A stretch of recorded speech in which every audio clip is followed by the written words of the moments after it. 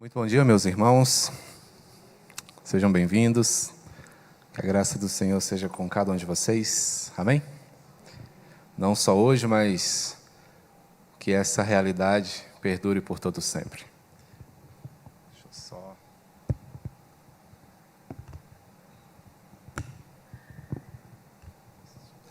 Acho que vai dar certo aqui, peraí.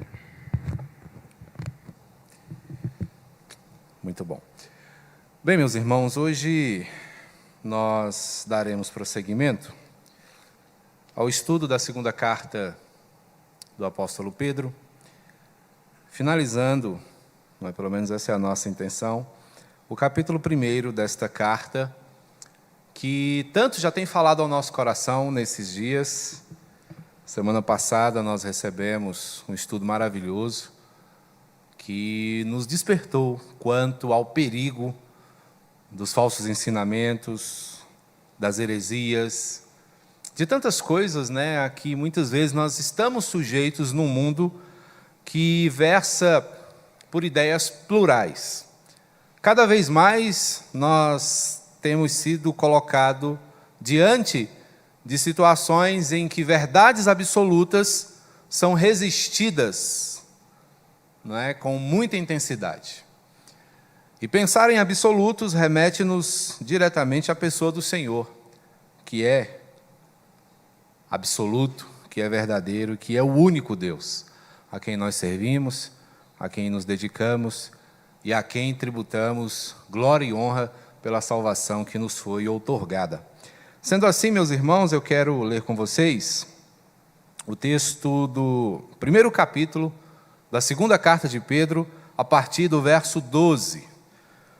Os irmãos podem acompanhar pela projeção, também aí pela sua Bíblia, e me ladearem aqui na leitura do texto.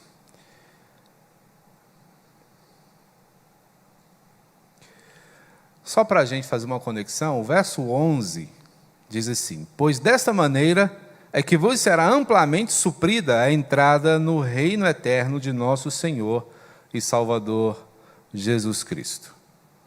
Não é? Pedro, de uma diligência quanto às verdades, quanto à orientação escriturística.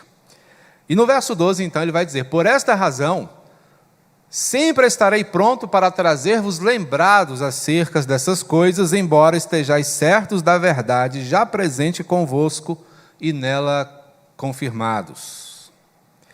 Também considero justo, enquanto estou nesse tabernáculo, despertar-vos com essas lembranças, certo de que estou prestes a deixar o meu tabernáculo, como efetivamente nosso Senhor Jesus Cristo me revelou.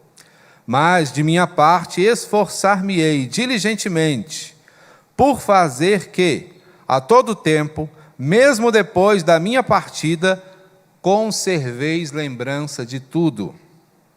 Porque não vos demos a conhecer o poder e a vinda de nosso Senhor Jesus Cristo, seguindo fábulas engenhosamente inventadas, mas nós mesmos fomos testemunhas oculares da sua majestade.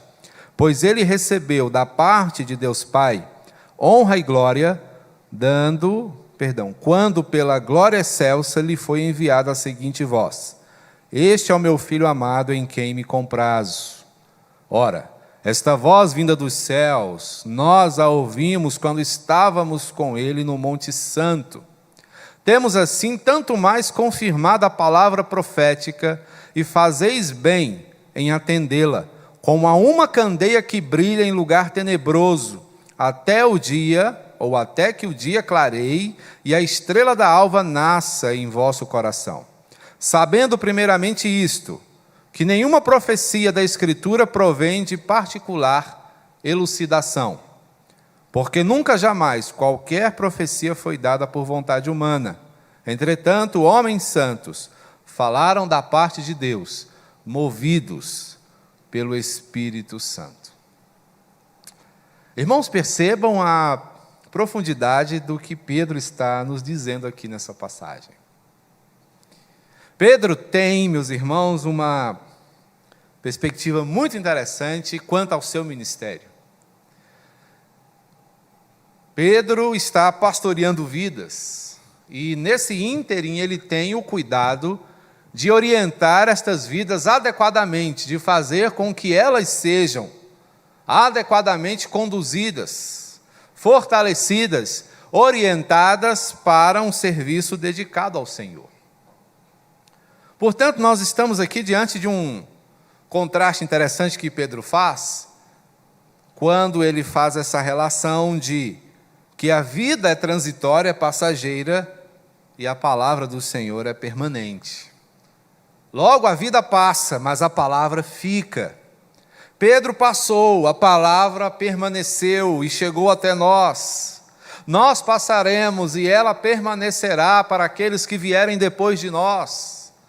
E estes passarão e ela continuará presente, edificando e fortalecendo vidas até o dia em que o nosso Mestre regressar. É disso que Pedro está falando, portanto ele faz esse contraste bonito entre a mensagem e o mensageiro, mostrando-nos que a vida é breve, que o fim é iminente, nós estamos caminhando para o fim. Pedro segue mostrando que chegará o tempo em que nós levantaremos o nosso acampamento. Ele usa aí um termo interessante, tabernáculo. Ele está falando a respeito de si mesmo, ele está falando do seu corpo. Tabernáculo era a ideia de um acampamento, que no deserto, de tempos em tempos, o povo montava, adorava, desmontava e seguia, porque a finalidade deles não era ficar ali no acampamento. Eles tinham um destino certo, assim como nós. Estamos acampados nesse mundo, mas nós estamos rumando para casa, nós estamos voltando para o nosso lar. E é disso que Pedro está falando. Então, gente, até o fim da viagem nós precisamos lembrar da importância da palavra. Porque ela é o nosso guia, ela é a nossa bússola, é por ela que nós seremos orientados corretamente para que não nos percamos nas curvas e encruzilhadas da estrada. Então, Pedro está aqui levantando a sua voz contra falsos ensinos, recomendando à igreja que viva pautada na autenticidade. Autenticidade é essa que se encontra na Escritura. E cristãos em crescimento são aqueles que serão os instrumentos de Deus contra o cristianismo falsificado. Cristãos que crescem, cristãos que se aprofundam, cristãos que intensificam o seu relacionamento com a palavra, são os instrumentos de Deus contra as heresias, contra as mentiras, contra a ideia da atualização bíblica, contra uma série de coisas que nós temos visto acontecer nos nossos dias. Por isso é tão importante que eu e você cresçamos na graça e no conhecimento do nosso Senhor, porque se nós não crescermos, ficaremos à mercê dos lobos vorazes. Por isso Pedro vai reafirmar nessa passagem a confiabilidade da Escritura. E é nisso que nós temos que nos apegar contra o subjetivismo com o qual nós nos deparamos todos os dias.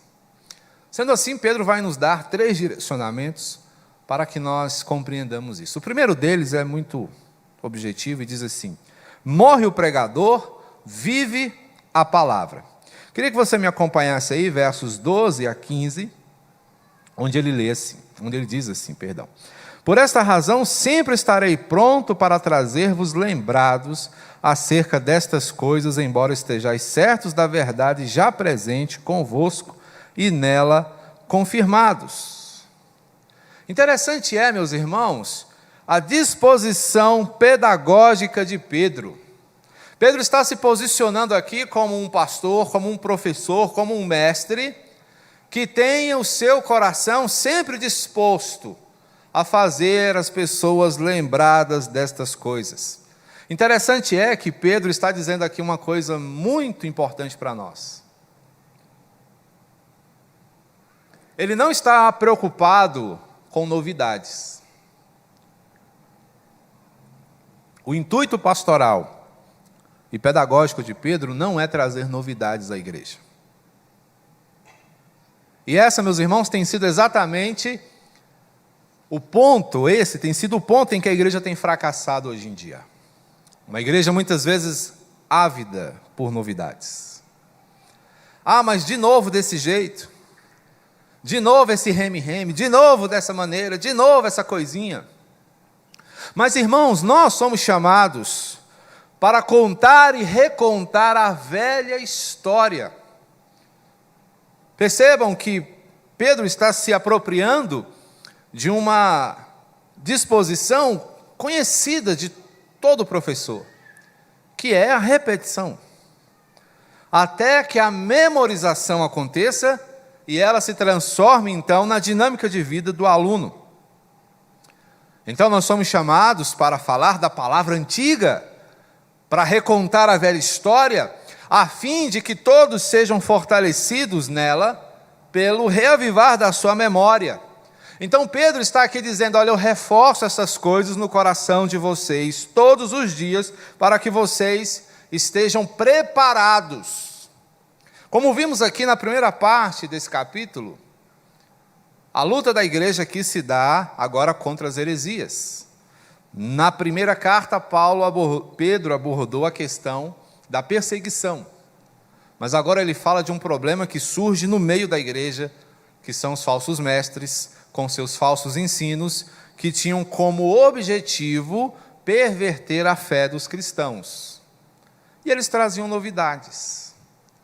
Eles traziam outras questões. Eles, olha, não é bem assim. Olha, tem uma coisa diferente, tem uma coisa nova. Tem um jeito novo de servir ao Senhor, você sabia? E, meus irmãos, esse tipo de historinha nós estamos ouvindo até hoje. Nós já estamos ouvindo falar em culto pet. E tem missa pet também. Essa semana eu vi um vídeo de um padre batizando um cachorro. Um padre batizando o cachorro. Então os evangélicos estão fazendo cultos pets. E os católicos estão batizando seus cachorros. Parece história do Alto da Compadecida, né? Lembra da história lá? Da cachorra doente? Que a mulher queria benzer e o padre, não benzo. E aí diz, não, mas a cachorra deixou um testamento, e nesse testamento tem uma parte para a igreja. Aí o padre fica todo comovido, que animal inteligente, que alma piedosa. E aí, como ele demora a benzer a cachorra morre. Aí agora a questão é, você vai ter que enterrar a cachorra em latim. Pois é, gente, mas não é uma história de Ariano Suassuna. Tem acontecido nos nossos dias. E aí a gente fica perguntando, o que mais vai acontecer, irmãos? O que mais vão inventar? O céu é o limite, porque se não há direção bíblica, você inventa o que você quiser. As pessoas podem cultuar o que quiserem, quando não tem um norte bíblico. Por isso é necessário que nós tenhamos esse reforço doutrinário. O que Pedro está dizendo aqui é o seguinte, eu não me canso de reforçar ao coração de vocês a doutrina que vocês já conhecem. Percebam aqui o que ele diz, já presente convosco e nela confirmados.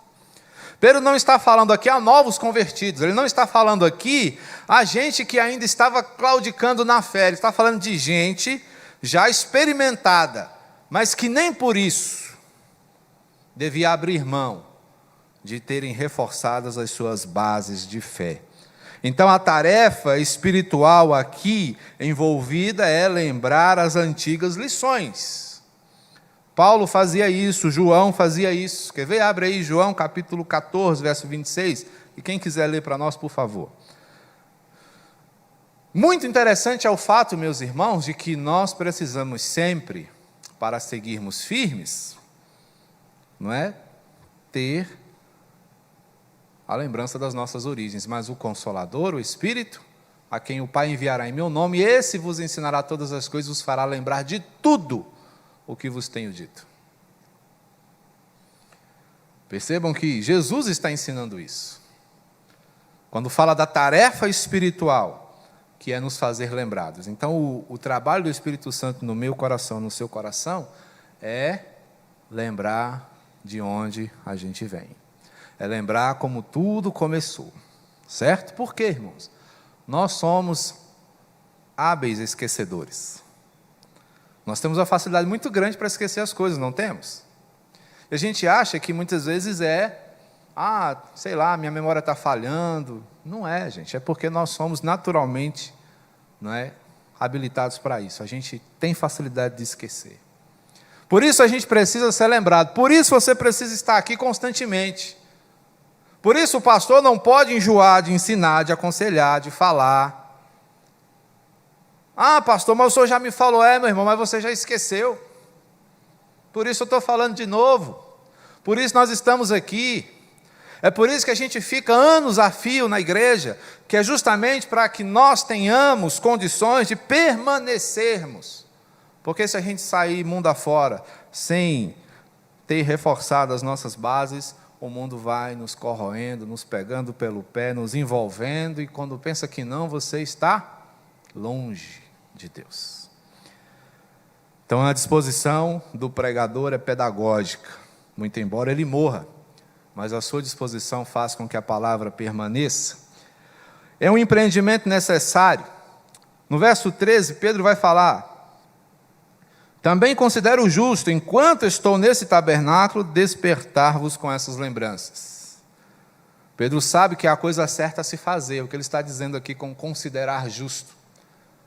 Eu sei que é isso que eu tenho que fazer. Então, qual é a coisa certa a se fazer na perspectiva de Pedro? Estimular os irmãos a continuarem firmes.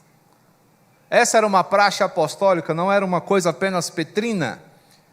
Não era só Pedro que fazia, não era uma coisa joanina, não era uma coisa paulina, era de todos os apóstolos. Eles estavam responsabilizados por sedimentar a doutrina no coração dos irmãos. O Senhor os chamou para isso. E é isso que eles faziam, ensinando as pessoas a valorizarem a verdade. Irmãos, isso nunca teve sentido tão grande como nos nossos tempos, porque a verdade tem sido destruída. Pergunte hoje o que é verdade. As pessoas vão falar: você quer saber sobre a minha verdade, né? Porque a verdade de um não é a verdade do outro. Porque nós vivemos hoje em micromundos, né, dentro de um mundo maior. Ah, quem é você? Ah, não, eu sou preto pobre, então o seu micromundo é esse. Quem é você? Não, eu tenho uma orientação sexual diferente, então você está em um outro micromundo. E esses micromundos não se relacionam, porque a verdade de um ofende o outro e por aí vai, e vira esse inferno que virou a vida hoje, né? Então nós estamos diante de situações assim, onde a verdade tem sido desvalorizada a cada dia. Então nós temos verdades para todas as vertentes da vida. Verdades sexuais, verdades relacionais, verdades sociais, verdades trabalhistas, verdades profissionais. Nós temos uma infinidade de verdades. E aí chega o cristão e diz: olha, eu tenho uma verdade absoluta. Pode esperar pedrada, pode esperar pancada, porque você vai ser resistido. E aí o que tem acontecido? Os cristãos têm afrouxado nisso, porque o que acontece? Não, é uma verdade, a verdade em que eu acredito. Ah, tá. Então vá para o seu micromundo e nos deixe em paz. E aí o cristão se isola, mas o cristão não foi chamado para se isolar. O cristão foi chamado para se apresentar, para se expor. E é o que Pedro está fazendo. Pedro está aqui sabendo que o seu tempo é curto, porque ele está lembrando de uma conversa que ele teve com o Senhor lá, contada por João, lá no capítulo 21 de João, você vai lembrar? Quando o Senhor ressuscita e vai em busca dele, para restaurá-lo da sua negação. E o Senhor pergunta por 3 vezes acerca do amor de Pedro por ele. Depois que Pedro reafirma, o Senhor falou: olha, vai chegar um tempo em que você vai ser levado aonde você não queria, e coisas dessa natureza vão acontecer. O que é que Pedro entendeu? Que o Senhor estava mostrando para ele como seria o seu final. E Pedro, entendendo bem as coisas, percebe que esse tempo é chegado, porque o Senhor lhe havia dito. Mas o que Pedro faz é aproveitar o tempo para fazer o que é preciso. Por isso ele insiste na valorização da verdade, para que não se esqueça o povo de Deus da verdade. Um comentarista bíblico chamado Warren Wiersbe disse certa vez algo muito interessante, que a nossa dinâmica é essa aqui, esquecemos o que devemos lembrar e lembramos o que devemos esquecer. Isso é muito nós, né? Isso é muito a nossa cara. Por isso a diligência do apóstolo é vital. E a sua diligência tem como objetivo lembrar ao povo de Deus o seu chamado, a sua responsabilidade quanto ao desenvolvimento da sua fé. Eu e você somos chamados a sermos cada vez mais profundos na obra de Deus. A gente às vezes trata, né, a obra de Deus, a igreja, vamos colocar assim, como sendo uma fortaleza. A gente entra e não sai mais. A gente entra e fica lá guardadinho. E aí a ideia seria, para isso, a de um museu, mas só que a igreja não é um museu. O museu, ele abriga a história, só que a história parou lá dentro. Já parou para pensar? A história no museu não acontece, ela está guardada. Ela está congelada. A igreja não é um museu. A igreja, ela é viva. Então nós somos chamados para cá para vivermos conforme a vontade e a orientação do Senhor. Portanto, o Senhor, ao nos chamar para o seu rebanho, Ele nos arregimenta para uma luta, é a luta do cristão, da qual Pedro já falou para a gente lá na primeira carta, capítulo 1, verso 2, verso 11. Primeira carta, capítulo 2, verso 11. Esse endereço que eu falei aí, ninguém acha, né? Amados, exorto-vos, como peregrinos e forasteiros que sois, a vos absterdes das paixões carnais que fazem guerra contra a alma. Olha só, o que Pedro está dizendo? Estou chamando vocês para uma guerra. Ele exorta, ele encoraja. Vocês são peregrinos, e peregrinos têm que estar na luta, têm que estar na batalha. Então o tempo é esse, porque o acampamento é temporário, irmãos. Vai chegar um tempo em que nós não estaremos mais aqui. Mas é aqui, nesse curto espaço de tempo, que se define a nossa caminhada eterna. Portanto, nós estamos diante de um tempo exíguo, um tempo curtíssimo, conforme nos mostram os versos 14 e 15. Certo de que estou prestes a deixar o meu tabernáculo, como efetivamente nosso Senhor Jesus me revelou, né? O texto que eu falei para vocês, João 21. Mas de minha parte, esforçar-me-ei diligentemente por fazer a todo tempo, mesmo depois da minha partida, conserveis lembrança de tudo. Pedro conseguiu. Como eu disse a vocês no começo, Pedro passou. Mas de quem nós estamos falando aqui? A quem nós estamos ouvindo hoje? Pedro. O recado que Pedro deixou. Olha só como Pedro foi bem sucedido. Eu vou me esforçar. Ele falava para os seus irmãos contemporâneos. Mas ele disse, eu quero também falar aos que vêm depois. E 2000 anos depois nós estamos aqui conversando com Pedro. Nós estamos aqui ouvindo os seus conselhos. E o que Pedro tem a dizer para nós é o seguinte, olha, a vida é curta, vocês estão num êxodo. A palavra para essa ideia aqui de deixar o tabernáculo é êxodo. Pedro está falando o seguinte, nós estamos passando, gente. Nós estamos de partida, nossas malas estão prontas. O nosso erro muitas vezes, meus irmãos, é achar que nós ficaremos aqui ad infinitum, para todo sempre. Não.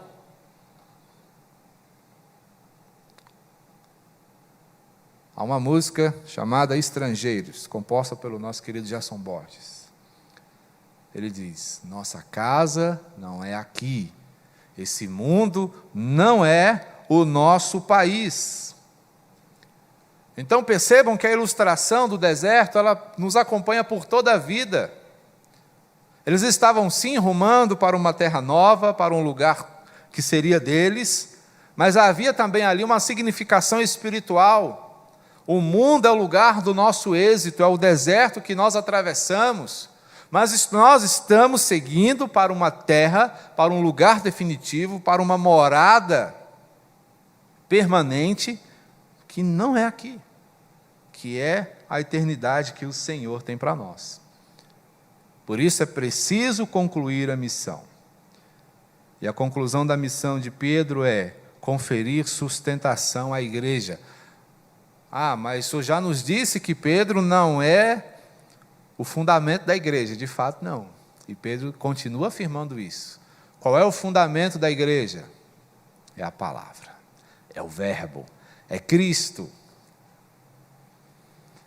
Portanto, é com base no que a palavra diz que a igreja se fortalece, que a igreja resiste aos ataques, aos dardos inflamados, aos torpedos, às bombas, a qualquer tipo de infortúnio que o mundo queira lançar sobre nós. Firmado na palavra. Cristão que não conhece a palavra é cristão, me permitam a expressão, é chula, mas é um cristão pelado. É como um soldado que vai para a guerra sem armamento, sem armadura, sem defesa. O cristão que caminha pelo mundo desse jeito, ele é um cristão exposto. Porque quando chegar qualquer afirmação que lhe cause dúvida, onde é que ele vai se amparar? Mais uma vez, Jesus nos dá o exemplo. Como foi que Jesus venceu as suas tentações no deserto? Jesus não deu um tapa na cara do diabo, Jesus não cuspiu nele, Jesus não brigou com ele. Jesus refutou todas as suas propostas biblicamente. Está escrito, está escrito, está escrito. E sai daqui que eu não quero mais conversa com você. Foi assim. Aí a gente fica negociando, a gente fica, não, mas vem cá, peraí, não é assim. Será que não tem um meio termo? Será que a gente não consegue dialogar? Não tem jeito. Se você não tiver argumentação bíblica, você vai ser pego. Se você não tiver fundamentação escriturística, você vai cair. É uma certeza. Porque por si só, nem você e nem eu, temos condições de lutar contra essas coisas. Portanto, a sustentação da igreja vem da palavra, porque ela é a segurança inequívoca, ela é a sua proteção. É isso que nos livra de distorções. Como é que eu vou saber o que é verdade? Confronta com a Bíblia. Se a Bíblia afirma, está certo. Se ela não diz, sai fora. Então hoje a gente tem, como eu já disse, ideias plurais para tudo. Para casamento, para namoro, para relacionamento, para trabalho, para tudo.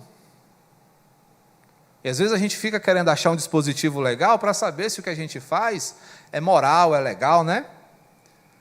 Mas se você sair da Bíblia, meu amigo, você está no espeto. E do espeto você vai para a brasa. Certo? Então nós precisamos estar constantemente fundamentados na palavra, porque ela é o nosso alimento. É isso que ele fala também lá na primeira carta. Desejem ardentemente o genuíno leite espiritual. Você precisa se alimentar da palavra. Senão você vai ser um cristão raquítico, pelado no mundo, sujeito a qualquer ataque que venha de fora. Correto? Embora o mensageiro morra, a palavra permanece. Mas um segundo aspecto aqui que Pedro destaca é que, embora passe a experiência, a palavra também fica. Pedro não está aqui, meus irmãos, fundamentando a sua prédica em sonhos. É um outro aspecto, né, que muitas vezes nos pega, que é o lado místico da vida. Como a mística, não é atraente. Por incrível que pareça, ainda tem cristãos que dão ouvidos ao horóscopo, que ficam preocupados com a posição das estrelas, que temem quando acontece um eclipse. Misticismo. Olha só, Pedro segue dizendo e diz assim: não vos demos a conhecer o poder e a vinda do nosso Senhor Jesus Cristo, seguindo fábulas engenhosamente inventadas, mas nós mesmos fomos testemunhas oculares da sua majestade. Pois ele recebeu da parte de Deus Pai honra e glória, quando a glória excelsa lhe foi enviada a seguinte voz: Este é o meu Filho amado, em quem me comprazo. Ora, esta voz vinda do céu, nós a ouvimos quando estávamos com ele no Monte Santo.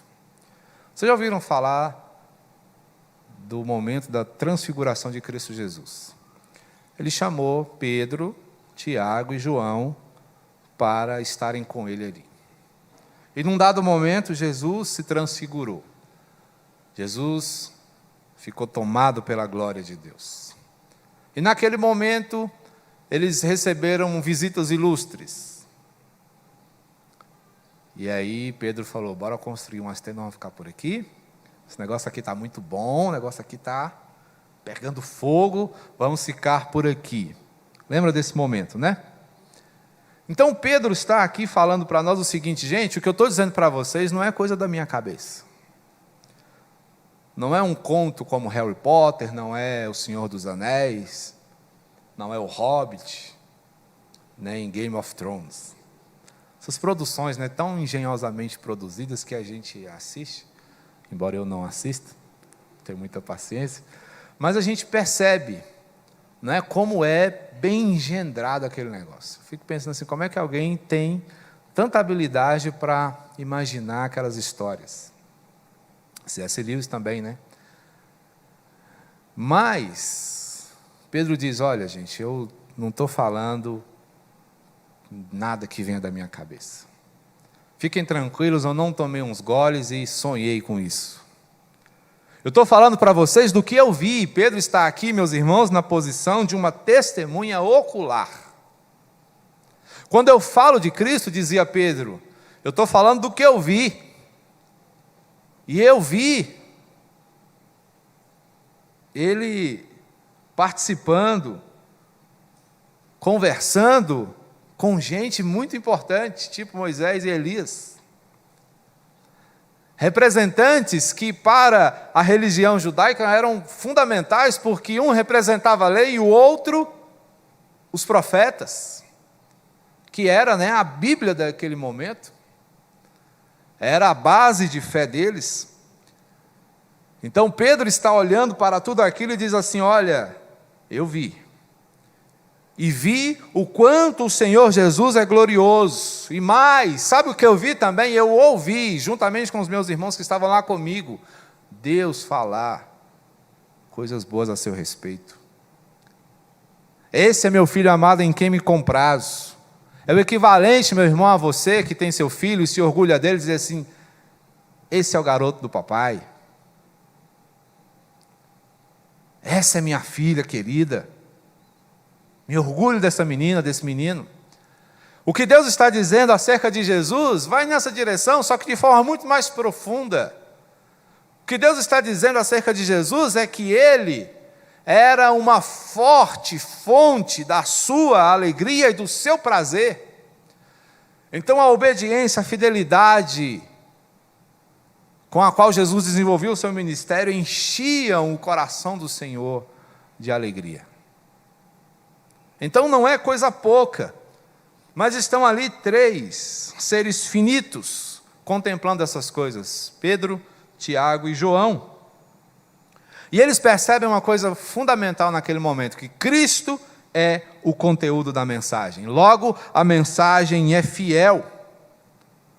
E qual é a marca dessa fidelidade? É justamente o contraste com as heresias. As heresias eram fundamentadas em fábulas, em invencionices.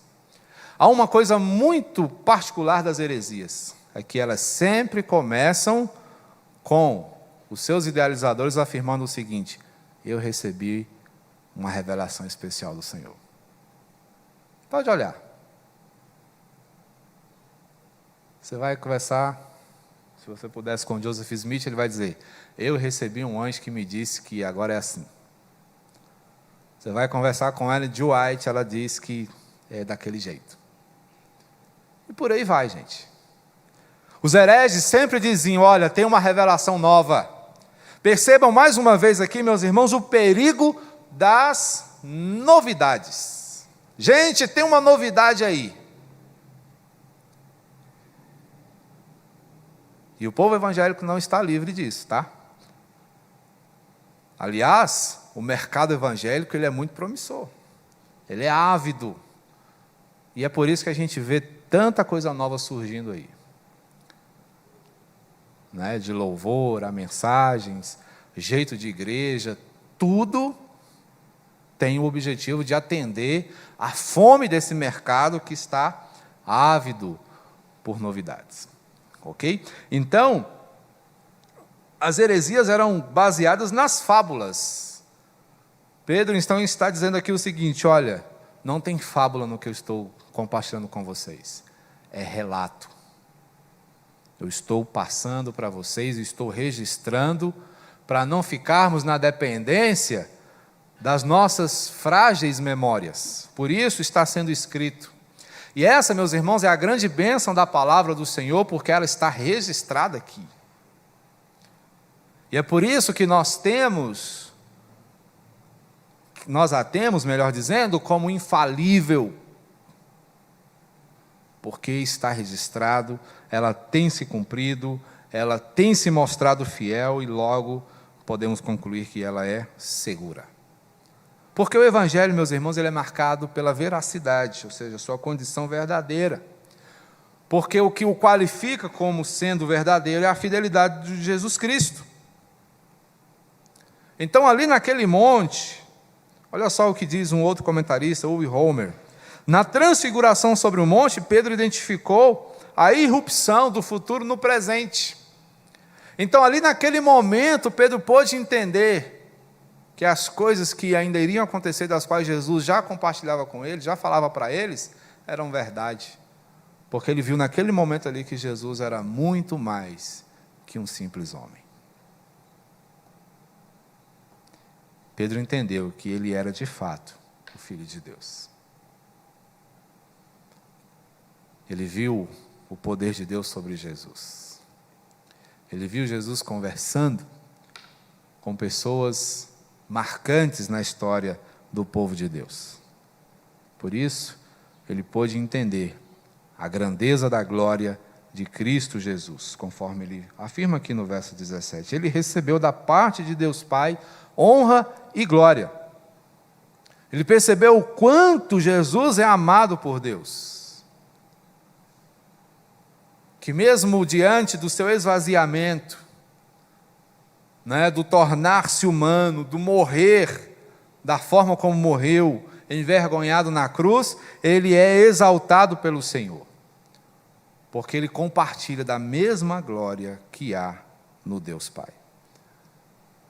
Pedro reconhece ali o quanto Cristo é considerado por Deus. E ele se torna, assim como nós, testemunhas disso. Verso 18, ele afirma: ora, esta voz vinda dos céus, nós a ouvimos quando estávamos com ele no Monte Santo. Portanto, meus irmãos, o testemunho de Pedro é confirmado pelo seu escopo doutrinário. O que Pedro tem como objetivo mostrar para nós no seu ensino? Primeiro, que Jesus é o Filho de Deus. Segundo, que ele veio para nos dar redenção. Todo esse processo de esvaziamento, humanização e morte tem como propósito, como projeto, nos redimir. Terceira coisa, melhor dizendo, a Escritura é veraz. Estavam ali com Jesus Moisés, representando a lei, Elias, representando os profetas, e Cristo, fazendo a junção de tudo isso, como aquele que é o grande sacerdote, aquele que vem para cumprir a lei e que vem mostrar aos homens qual é a vontade do Senhor. Cristo é esse, profundo sacerdote, verdadeiro profeta, e num terceiro aspecto também, o nosso grande rei, o grande líder do povo de Deus. Portanto, Pedro conclui: o reino de Deus é real, e esse reino ele transita do sofrimento a glória eterna. E essa mesma realidade nós também, meus irmãos, compartilhamos. Sofremos no mundo, passamos provações aqui, mas estamos caminhando para a eternidade, onde está a salvação, que já recebemos, mas nos será definitivamente entregue no último dia. Então, passa a experiência, fica a palavra. O mundo escurece, terceiro lugar, e o que brilha? A palavra. Verso 19. Temos assim tanto mais confirmada a palavra profética, e fazeis bem em atendê-la, como a uma cadeia que brilha, candeia, em lugar tenebroso, até que o dia clareie e a estrela da alva nasça em nosso coração. O mundo, meus irmãos, é um lugar de trevas.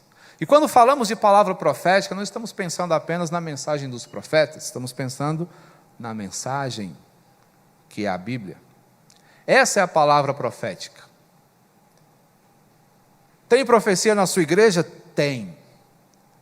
E ela é entregue todas as vezes que é aberta e fielmente pregada. Portanto, meus irmãos, estamos aqui diante de algo maravilhoso. Percebemos o mundo avançadíssimo, tecnologicamente conectado, um mundo que com certeza é um mundo muito melhor do que o mundo dos dias de Pedro, que era um mundo bem mais primitivo, bem mais difícil. Hoje nós temos muitas facilidades, mas não obstante, meus queridos, o mundo seja um lugar confortável, ele ainda carece de luz. E a luz que o mundo carece, só a palavra pode oferecer. Portanto, ela é plenamente confiável. Primeiro, porque a palavra não falha.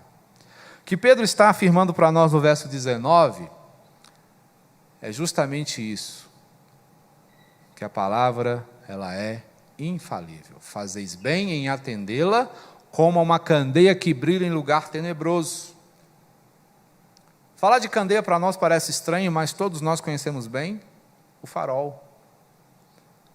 Não obstante, não sejamos da navegação, mas somos da direção e sabemos que para trafegar à noite, o uso dos faróis é indispensável. No caso do Brasil, até de dia, Nós enxergamos tão pouco que a gente precisa acender farol até de dia. Mas é uma ilustração muito legal, porque na verdade é o que realmente nós necessitamos. Quanto mais luz, melhor. E a luz infalível advém da palavra de Deus, que é a iluminação do entendimento. Portanto, quando Pedro está falando aqui dessa perspectiva de confirmação, ele não está falando de colocar a palavra em xeque, mas ele está falando da sua autenticidade. A Bíblia é autêntica, e a sua validade, ela é verificada naquele momento da transfiguração, porque ali Pedro observa que tudo o que ele havia ouvido se confirma. Dúvidas que podem surgir no nosso coração, será que foi mesmo assim? Pedro teve essa oportunidade, compartilha conosco para que se dissipem todas as dúvidas que porventura hajam nos nossos corações, porque as promessas do Senhor se cumprem. Salmo 19, verso 7.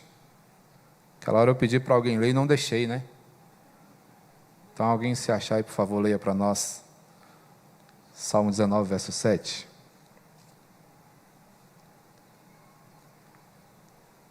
Vamos lá? Quem achou?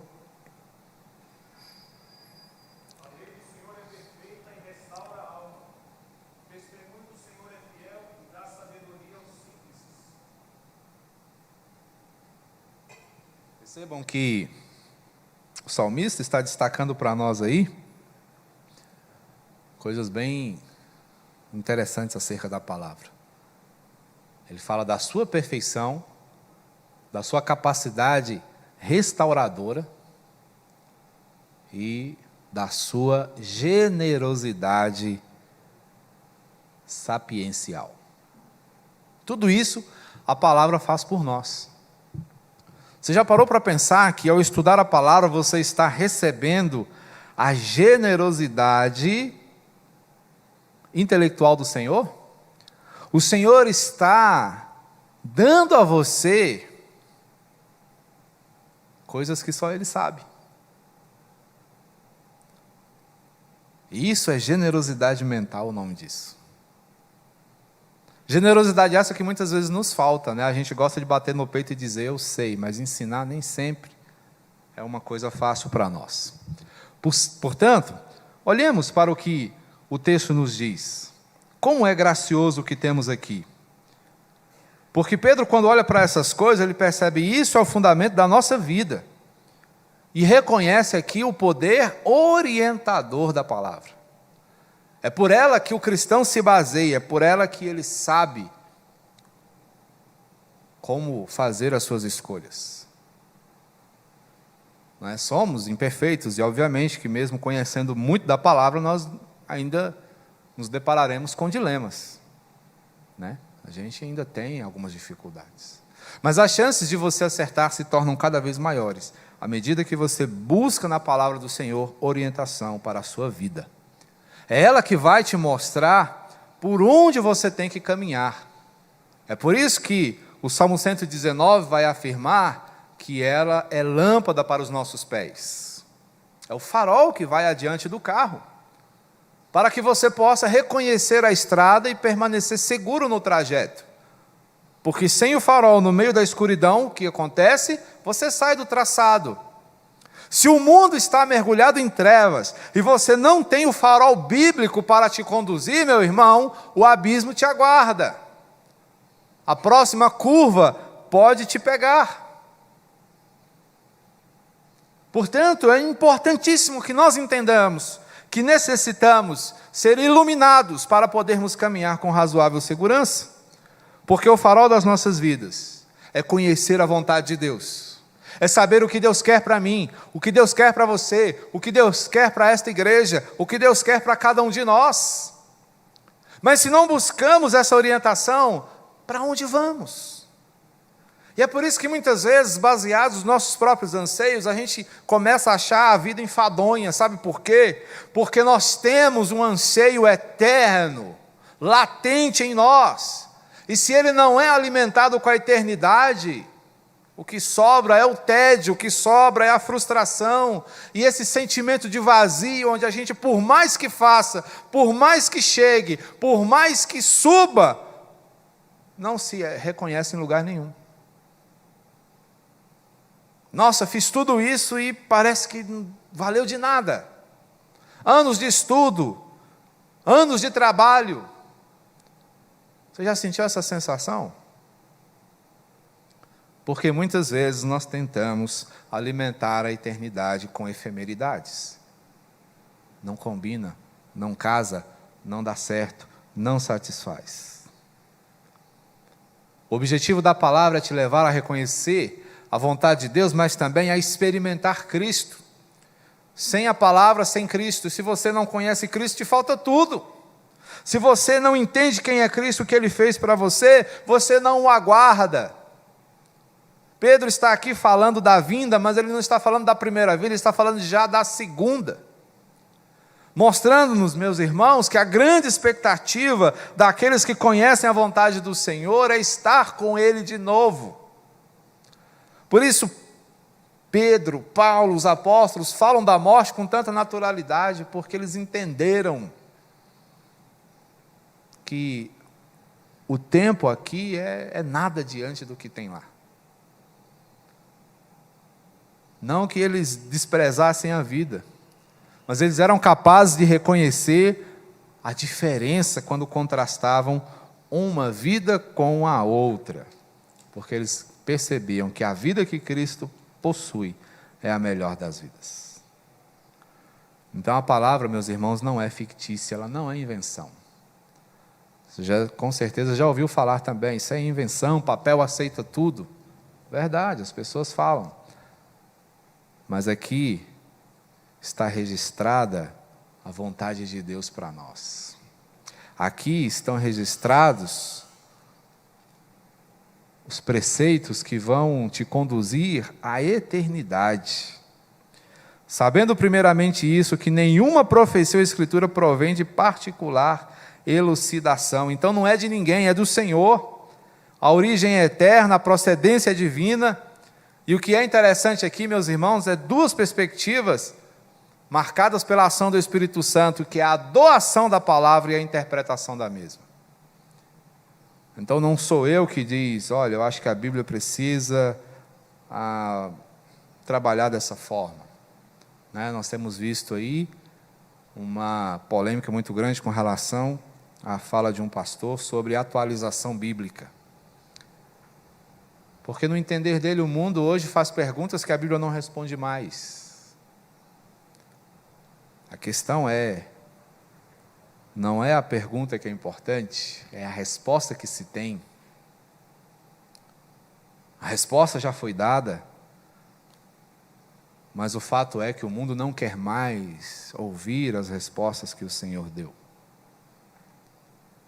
Portanto, a fonte da heresia está justamente nas falhas interpretativas.